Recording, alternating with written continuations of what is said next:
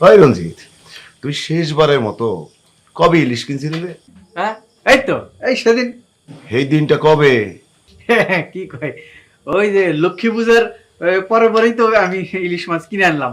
ইলিশ মাছটার ওজন 2 কেজি ছিল, বুঝছেন ভাবি? এক বিন্দুর ডিম ছিল না। ভাই, ডিম হইব কেমনে? হ্যাঁ, এই জাটকা মাছের পেটে কি ডিম হয়? টাটকা মানে? এই জাটকাই তো।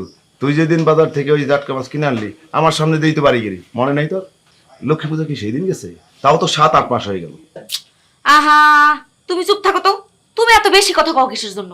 দাদার থেকে তো কিছু শিখতে পারো, তা আর শিখবো না। দাদা, আপনি চা খাবেন তো? একটু চা বানাই দিব? না না থাক, কষ্ট করার দরকার নাই। আলাই তো ফাও চাকাই বেরিয়ে গেছে। দাদা, চা আপনারে বানাই দিতে পারি, কিন্তু ঘরে কিন্তু চিনি নাই। এই পানি আর চা পাতা দিয়ে বানাই দিতে হবে, দিব?